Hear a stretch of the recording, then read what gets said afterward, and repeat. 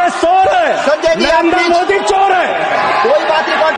He is a killer of the Muslims in Gujarat. Everybody should know in 2001.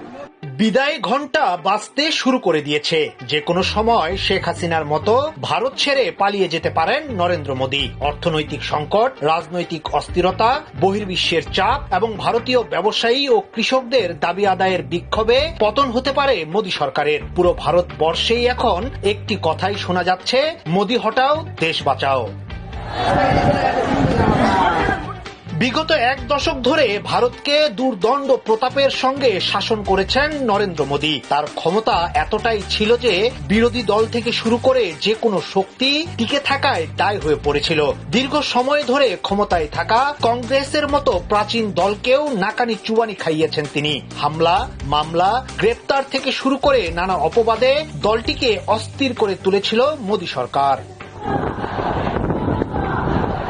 2014 সালে নরেন্দ্র মোদী বিপুল জনপ্রিয়তা নিয়ে ক্ষমতায় এসেছিলেন। সেই মোদী সরকারের পতনই এখন পুরো ভারত জুড়ে শুরু হয়েছে।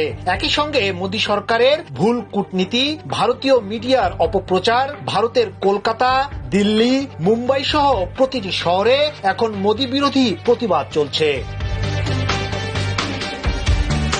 ভারত বিশ্বের অন্যতম শক্তিশালী অর্থনীতি দেশ হিসেবে পরিচিত ছিল, কিন্তু ভারত এবার হারাচ্ছে তাদের সবচেয়ে বড় বাণিজ্য মিত্রকে। ভারতের দ্বিতীয় সর্বোচ্চ রপ্তানিকারক দেশ হিসেবে বাংলাদেশ থেকে তাদের সর্বোচ্চ রেমিটেন্স আসে, যার পরিমাণ প্রায় $1,600 কোটি, যা ভারতের গড় আয়ের একটা বড় অংশ।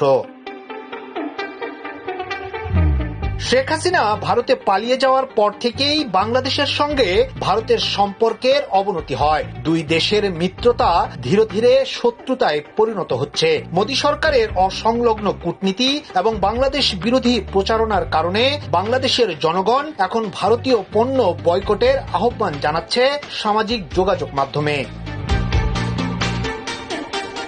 ভিসা জটিলতার কারণে বাংলাদেশ থেকে পর্যটক